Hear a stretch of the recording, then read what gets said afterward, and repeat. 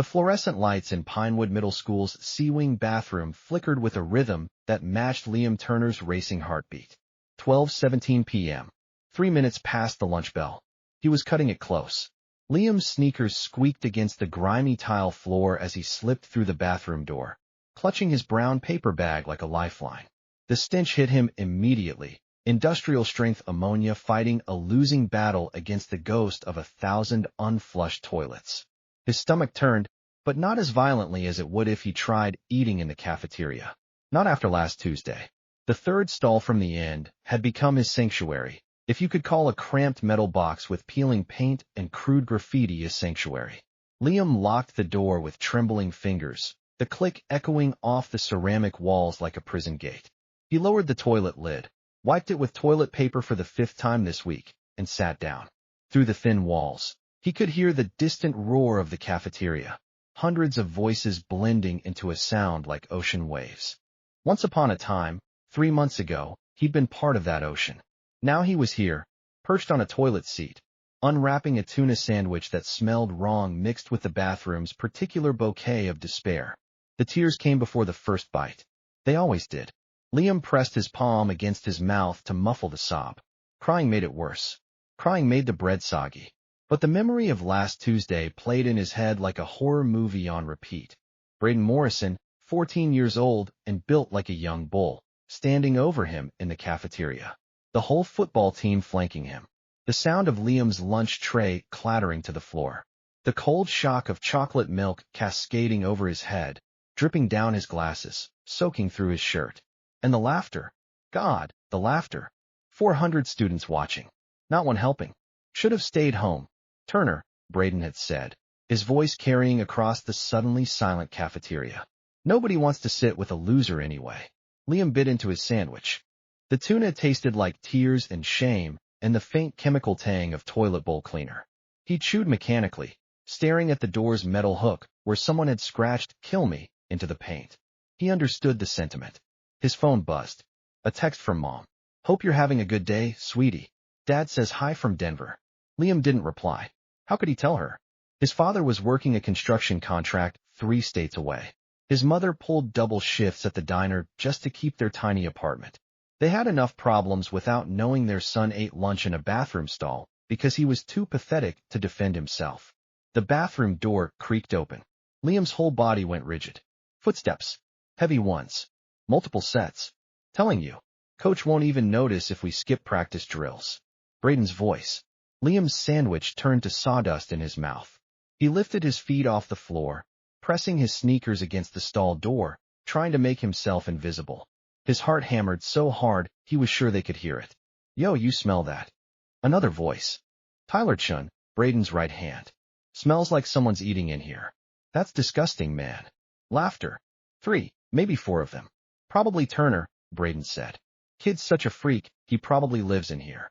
They were at the sinks now. Liam could see their shadows moving beneath the stall door. He held his breath, counted to 10, then 20, then 30. His lungs burned. Nah, he wouldn't dare come back after Tuesday, Tyler said. Water ran. "That was legendary, bro." The look on his face when you... Yeah. Braden's voice had an edge of boredom, like torturing Liam had already become routine. "Come on. I'm hungry." The bathroom door swung shut. Silence returned, broken only by a dripping faucet. Liam gasped, sucking in air that tasted like despair. His sandwich had fallen apart in his shaking hands, tuna and bread scattered across his lap. He stared at the mess, and something inside him, something that had been bending for 3 months, finally cracked. He was 12 years old. He ate lunch in a bathroom, and nobody cared. Outside, a mop bucket rattled in the hallway. Arthur Grizzly Barnes had cleaned worse places than Pinewood Middle School's C-Wing bathroom, but not many.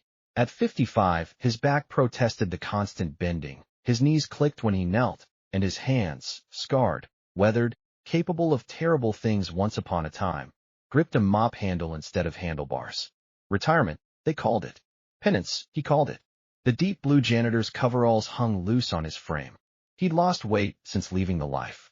No more road food, no more bar fights, no more all-night rides fueled by rage and brotherhood. Just industrial cleaner, fluorescent lights, and the innocent chaos of middle schoolers who didn't know that the old man who emptied their trash cans once had a different title, president of the Iron Skulls Motorcycle Club. That was 15 years ago, a lifetime ago, back when his knuckles were always split and his boots were always bloody and men crossed the street when they saw his cut, the leather vest with the grinning skull patch that meant you'd survived hell and learned to laugh about it.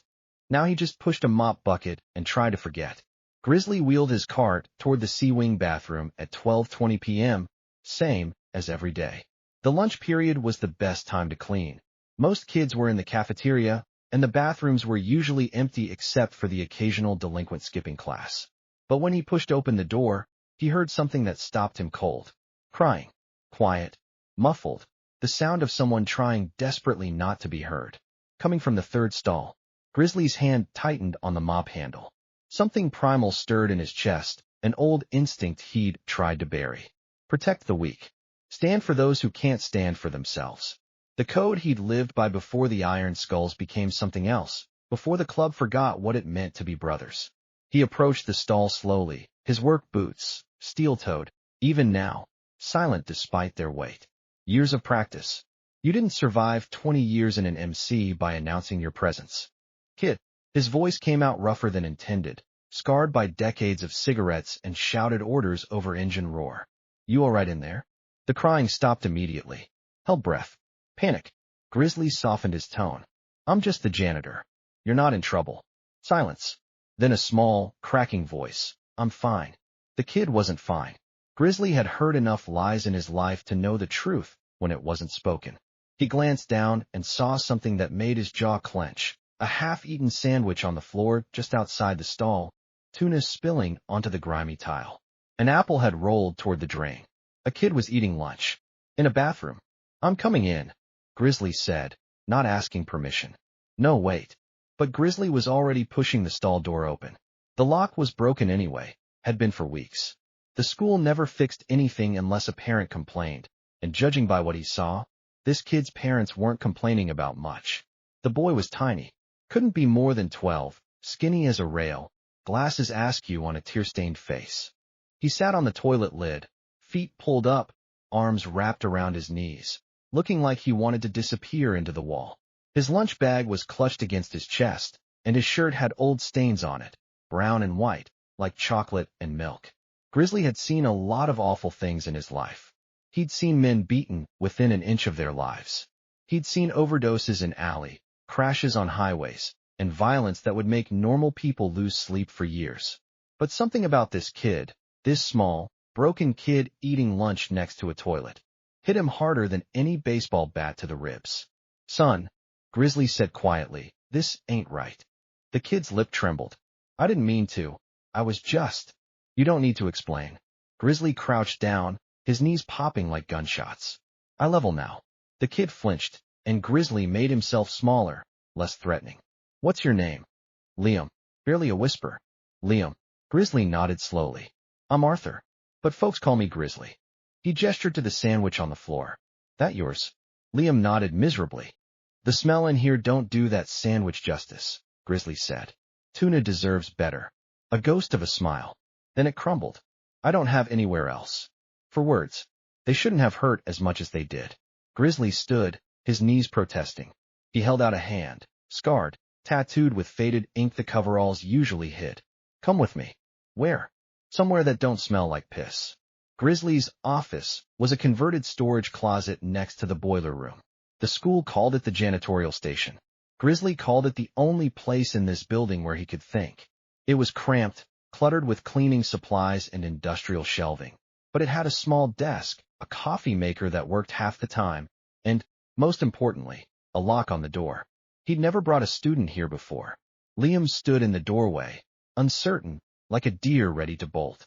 Grizzly moved slowly, deliberately, the way you moved around scared animals. He cleared a space on the desk, pushed aside requisition forms and maintenance schedules, and pulled out a metal lunchbox, the kind construction workers used, dented and covered in stickers from places he'd ridden through. Sit, Grizzly said, pointing to the only chair. Liam sat. His eyes were red, his hands still shaking. Grizzly opened his lunchbox and pulled out a sandwich, ham and cheese, His wife's recipe from before she passed. He'd been making it the same way for 5 years, muscle memory of love. He tore it in half and handed one piece to Liam. I can't. You can.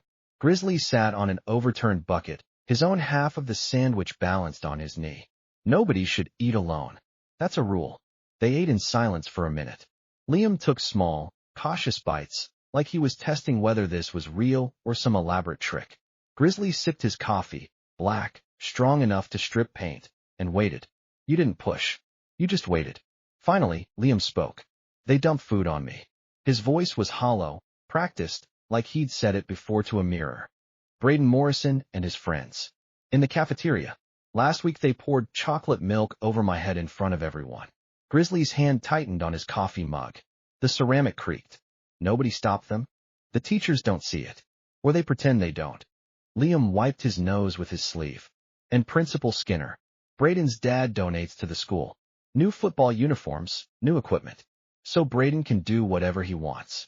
Money protecting monsters. Tale as old as time. So you hide, Grizzly said. Liam nodded. 3 months now. Every day? It's better than. He trailed off, but Grizzly understood. Better than the humiliation. Better than being the entertainment. Kid. Grizzly set down his coffee and leaned forward, elbows on knees. His coveralls shifted, and for just a moment, Liam caught a glimpse of ink on his forearm, a skull with roses, partially hidden. You know what I did before I pushed a mop? Liam shook his head. Grizzly pulled up his sleeve. The tattoo was old, faded, but unmistakable. A grinning skull wearing an iron crown, surrounded by crossed pistons. Beneath it, stitched into his skin in Gothic script, Iron Skull's MC, President, 1985 to 2010. Liam's eyes widened. I ran with some rough people, Grizzly said quietly. Did things I ain't proud of. Hurt people who deserved it, and some who probably didn't. Spent more time on a motorcycle than in a bed. And you know what the one rule was? The rule we never broke. Liam shook his head, transfixed. We protected our own. Grizzly's voice hardened, steel underneath. Someone came at your brother. You didn't run. You didn't hide. You stood up. Together. He tapped the skull tattoo. That's what this meant. Family. Real family. But I don't have. You do now? The words hung in the air between them, heavy with meaning Liam couldn't quite grasp yet. Grizzly pulled his sleeve back down and stood. Finish your sandwich, kid. Then get to class. He walked to the door, hand on the knob, then paused. Tomorrow, you eat in the cafeteria. I can't. You will. Grizzly looked back, and for just a second, Liam saw something in the old man's eyes that wasn't gentle at all. Something cold and sharp and absolutely terrifying. Because tomorrow's going to be different. The Iron Skull's MC clubhouse sat on the outskirts of town, a squat cinder block building surrounded by chain-link fence and bad intentions. The parking lot was a sea of chrome and leather, 40 bikes, maybe 50, all parked in perfect formation. Harleys, mostly. A few choppers. One custom trike that belonged to a member who'd lost his leg in a bar fight back in '09. Grizzly hadn't been here in 3 years. He pulled up in his battered Ford pickup, the kind of vehicle that screamed retired blue-collar worker, and killed the engine. For a long moment, he just sat there, staring at the building. The neon Iron Skull sign buzzed in the window, casting red light across the parking lot. Inside, he could hear music, laughter, the clack of pool balls. Home, even after all these years. He'd left the life in 2010, handed the gavel to his son Jax, and walked away. Too much violence. Too much blood. The club had been changing, evolving into something meaner, and Grizzly wanted no part of it. Better to fade away with honor than become what he'd always fought against. But tonight, he was back. Grizzly climbed out of the truck, his coveralls traded for what he'd sworn he'd never wear again. His cut. The leather vest hung heavy on his shoulders, the weight of memory and brotherhood. The skull patch on the back seemed to glow in the parking lot lights. On the front, over his heart, President Emeritus. He wasn't president anymore. But he'd never stopped being Iron Skull's. The door swung open before he reached it. Tiny, 6'8", 300 pounds of muscle and bad attitude, stood in the doorway, jaw hanging open. Holy shit, Tiny breathed. Grizzly. Every conversation inside stopped. Pool cues froze mid-stroke. Beer bottles paused halfway to lips. 40 members of the Iron Skull's MC, turned as one, staring at the old man in the doorway.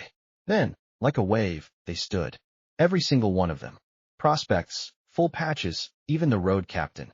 Standing in respect for the man who'd built this club from 3 guys and a dream into a brotherhood that owned this town. Grizzly walked through the crowd, nodding to familiar faces. Some had aged with him.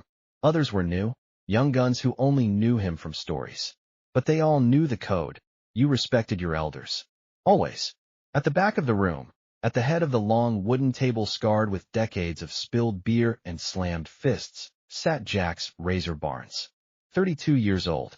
6 feet tall, broad-shouldered, with his father's eyes and his mother's temper. The current president of the Iron Skulls. Grizzly's son. Jax stood slowly, his expression unreadable. Father and son stared at each other across the smoky room. Pop. Jax's voice was careful, controlled. Didn't expect to see you. Didn't expect to be here. Grizzly walked to the table and dropped his worn work cap on the scarred wood.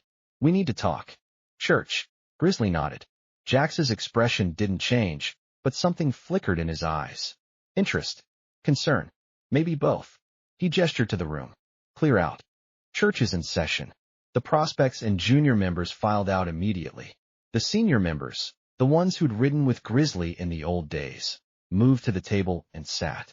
Sergeant-at-Arms. Road Captain. Treasurer. The core of the club. Jax sat at the head of the table. Grizzly took the seat to his right, the President Emeritus seat, reserved but rarely used. What's going on, Pop?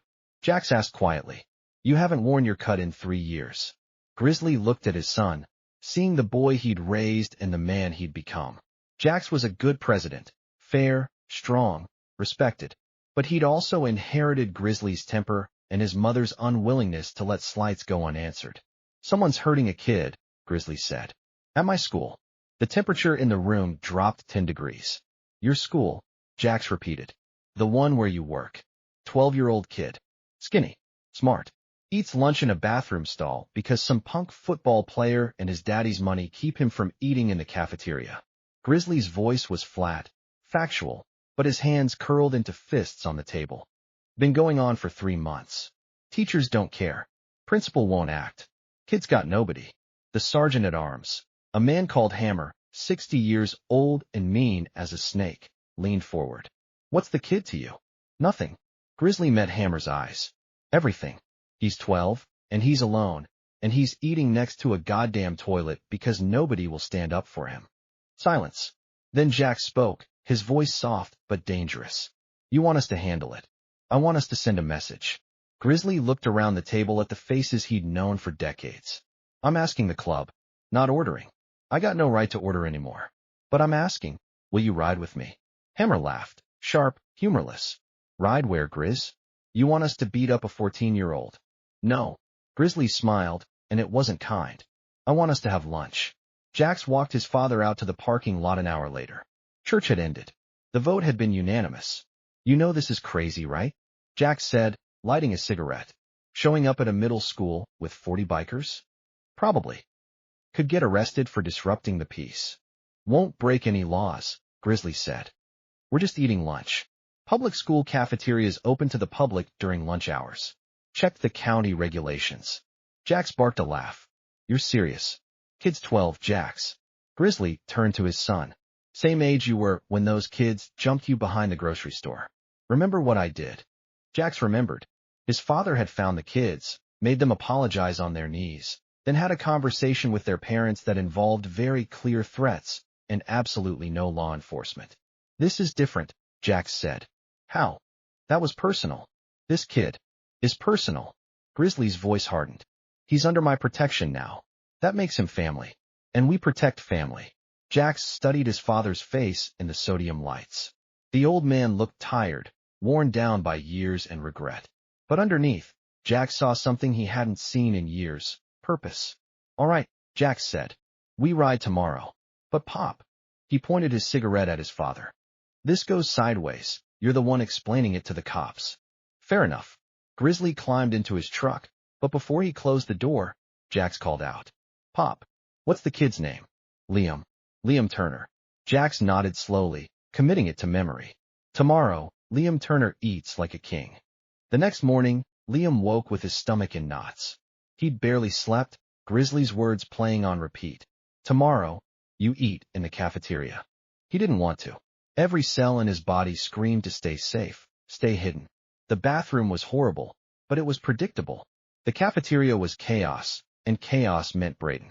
But something about the way Grizzly had looked at him, like Liam mattered, like he was worth protecting, made him grab his lunch bag and head to school with his head a little higher. First period, math. Liam kept his head down, solved equations, avoided eye contact. Second period, English. He sat in the back, read Steinbeck, pretended not to hear the whispers. Third period, history. And then the lunch bell rang.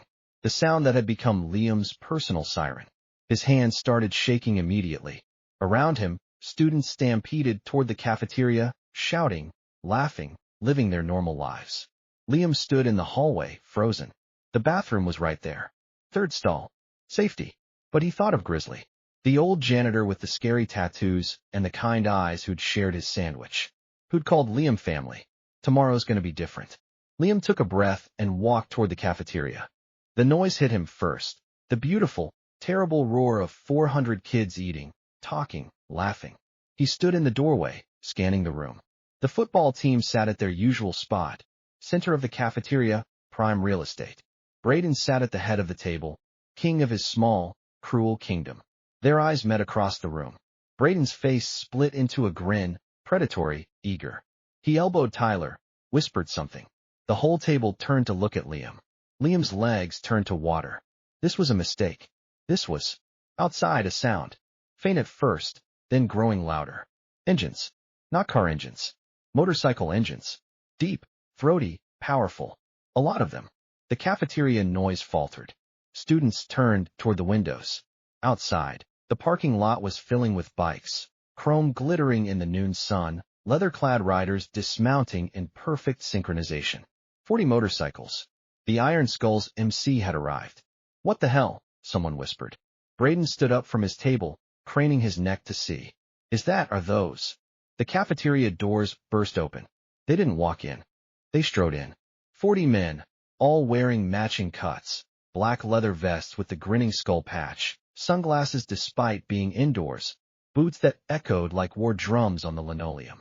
At the front, Grizzly, no longer in his janitor's coveralls but in full club regalia, and a younger man, massive, tattooed, with a president's patch on his chest.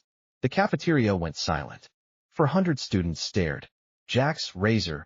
Barnes took off his sunglasses and surveyed the room like a general surveying a battlefield.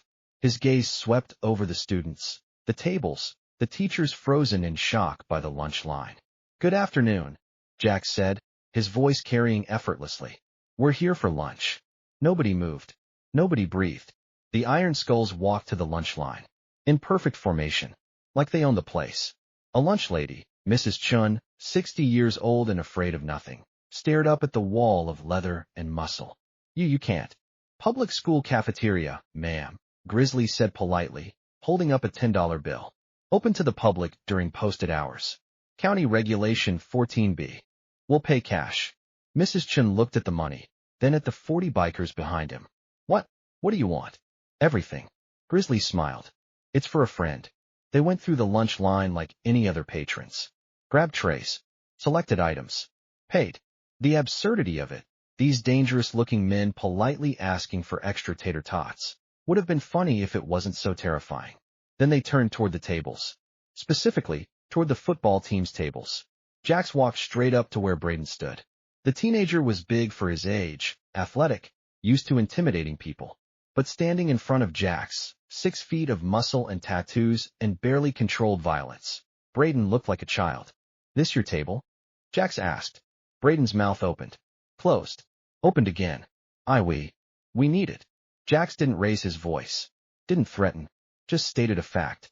Brayden and his entire team grabbed their trays and scattered like roaches when the lights come on.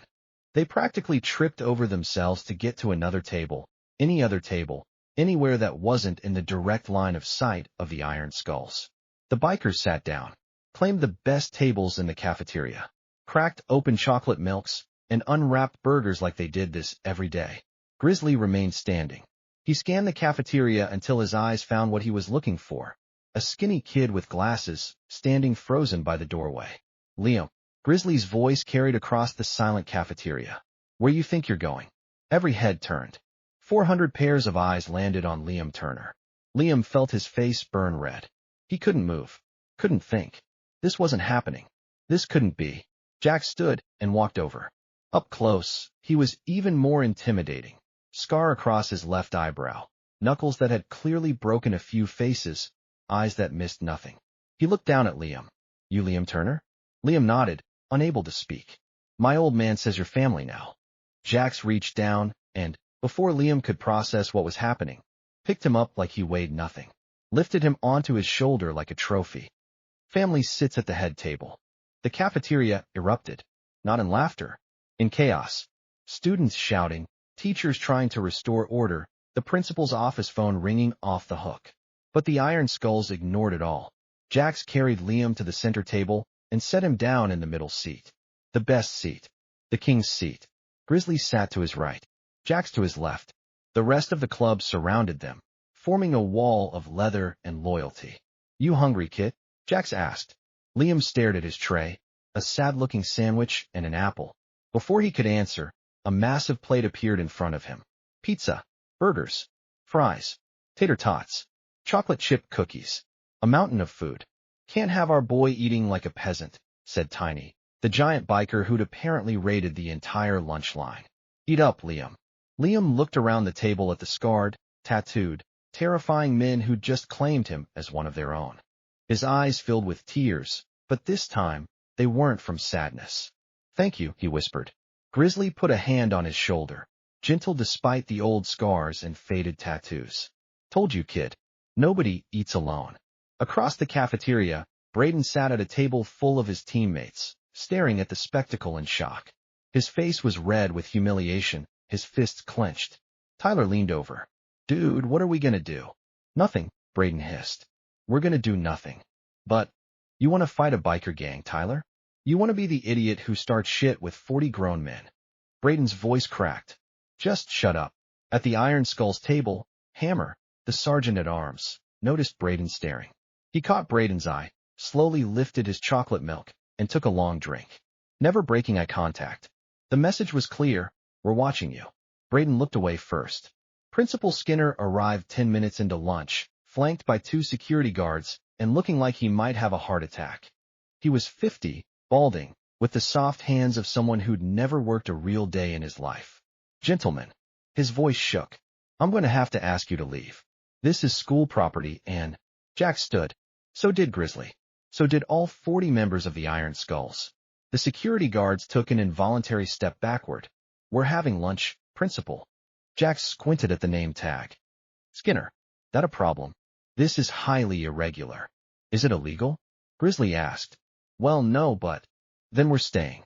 Grizzly pulled out a folded piece of paper and handed it to Skinner. County Regulation 14B, Section 3. Public school cafeterias must allow public access during posted operating hours. We're the public. We're accessing. We paid for our food. We're not disrupting education. It's lunch hour. Skinner's face went from red to purple. This is absurd. You can't just... I'm calling the police. Please do, Jack said pleasantly. Tell them we're eating lunch. See what they say. Skinner sputtered, but he had no response. The bikers hadn't broken any laws. They were just eating. Intimidatingly. Aggressively. But legally. I'll have you know, Skinner said, grasping at authority, that this school has a zero-tolerance policy for bullying. And if you think you can come in here and intimidate my students... Zero tolerance. Grizzly's voice went cold. That's interesting. He turned and pointed at Liam, who was trying to disappear into his pizza. See that kid? 12 years old. For 3 months, he's been eating lunch in a bathroom stall. You know what? Skinner's face paled. Because that punk, Grizzly pointed at Brayden, and his buddies pour food on him. Beat him. Humiliate him. In front of everybody. And you know how many times you stopped it with your zero tolerance? Silence. 0, Grizzly finished. You want to know why we're here, Principal? We're here because you failed that kid. So now he's under new management. Skinner opened his mouth. Closed it. He looked at Liam. Really looked at him. and something like shame flickered across his face. I didn't. I wasn't aware. You were aware, Jack said. You just didn't care. Because that punk's daddy, he jerked his thumb at Braden, donates to your sports program. Money talks, right? Skinner's silence was answer enough. Here's what's gonna happen, Grizzly said. We're gonna finish our lunch. Then we're leaving. But we'll be back. Tomorrow. And the next day. And every day after that until we're satisfied that this cafeteria is safe for every kid in it. You got a problem with that? You take it up with the county board. We'll be happy to explain how we're just concerned citizens supporting public education. The principal looked around the cafeteria, at the students, at the teachers, at the 40 bikers who'd just claimed squatters' rights to his lunchroom. He was beaten, and he knew it. Fine, he said weakly. But any trouble, any at all, won't be from us. Jax promised. He sat back down, dismissing Skinner entirely. The principal left, defeated. The security guards followed, looking relieved to escape. At the Iron Skull's table, Liam ate pizza and tried to process what had just happened. Grizzly had done this. For him. A kid he barely knew. Why? Liam asked quietly. Why are you doing this? Grizzly looked at him with those old, scarred eyes. Because you're 12 years old, and you deserve better. Because I spent too many years not standing up for the right things, and I'm tired of it. Because you're part of the family now, and we protect family. He put his hand on Liam's shoulder. You're not alone anymore, kid. Remember that. Liam nodded, unable to speak past the lump in his throat. Around them, the cafeteria slowly returned to its normal chaos. But it was different now. Quieter. More respectful. The social order had been shattered and rebuilt in 40 minutes. The football team sat at a corner table, subdued. And in the center of the cafeteria, surrounded by bikers and brotherhood, Liam Turner ate lunch in public for the first time in 3 months. He didn't cry. He smiled. The Iron Skulls kept their promise. They came back the next day. And the day after that. And the day after that. Not all 40 every time. That would have been overkill. But there was always a presence. Grizzly and Jax, usually. A few other members rotating in. They'd arrive at 12:15, get lunch, sit at the center tables, and eat. Slowly. Making sure everyone saw. Making sure Braden saw. The bullying stopped. Completely. Braden didn't even look in Liam's direction anymore. The football team gave the center tables a wide berth. Even the other kids, the ones who'd ignored Liam's suffering for months, started to treat him differently. Some tried to sit with him, drawn by the proximity to something dangerous and exciting. Liam politely declined most of them. He didn't want friends who only liked him because of his protection. But there were a few genuine ones. Sarah Martinez from his English class, who'd always been kind but too shy to speak up. Marcus Webb, a quiet kid from the chess club who understood what it meant to be invisible. They sat with Liam at the center table under the watchful eyes of the Iron Skulls. They ate, talked about homework and movies and normal 12-year-old things. And for the first time in months, Liam felt like a kid again. 1 week after the takeover, Principal Skinner called Liam to his office. Liam's heart raced as he walked down the administrative hallway. Had he done something wrong? Was he in trouble for the bikers? But when he entered, Skinner wasn't angry. He looked tired, ashamed. Sit down, Liam, Skinner said quietly. Liam sat. Skinner took off his glasses and rubbed his eyes. I owe you an apology. A real one. I failed you.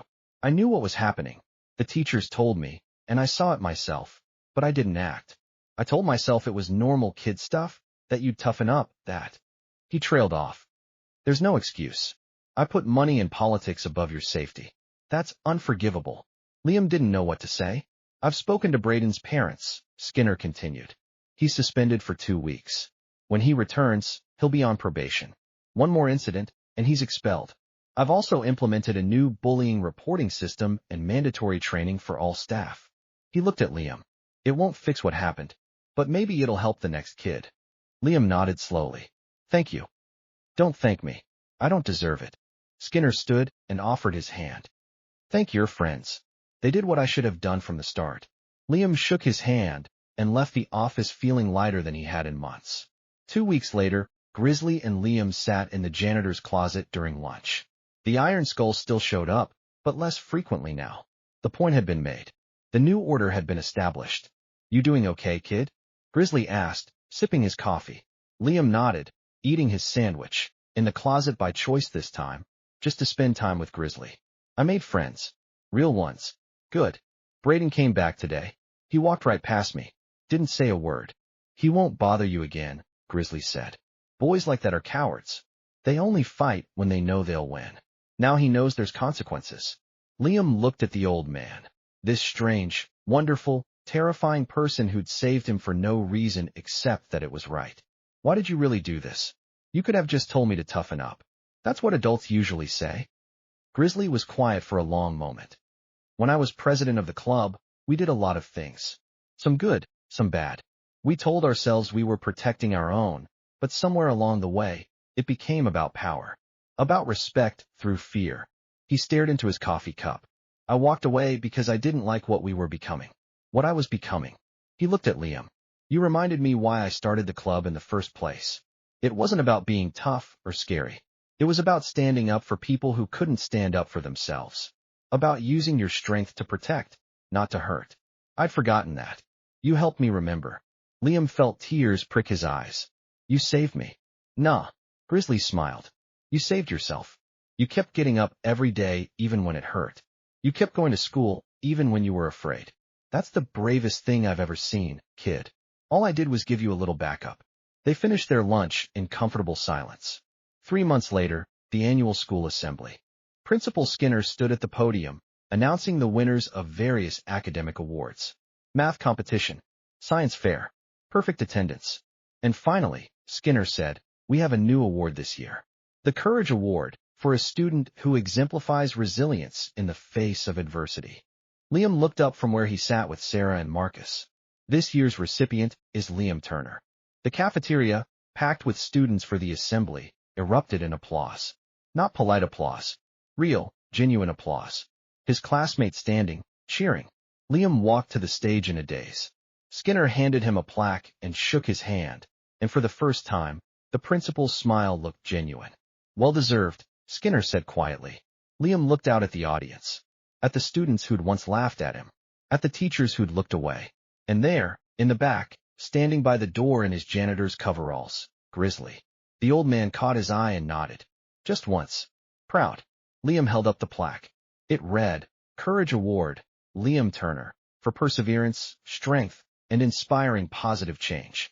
He didn't give a speech. He just smiled, said thank you, and walked back to his seat. But he carried that plaque like it was made of gold. 6 months after the Iron Skulls took over the cafeteria, Liam Turner walked into school with his head high. He had friends. He had confidence. He had a place. Grizzly still worked as the janitor, still pushed his mop cart, still wore his coveralls. But every day at lunch, he'd poke his head into the cafeteria, just to check. And every day, he'd see Liam sitting with his friends, laughing, eating, living a normal life. The Iron Skulls didn't come to the school anymore. They didn't need to. The message had been received loud and clear. This cafeteria, this school, these kids were under protection. One afternoon, as Grizzly was emptying trash cans, he found a note taped to his cart. In childish handwriting.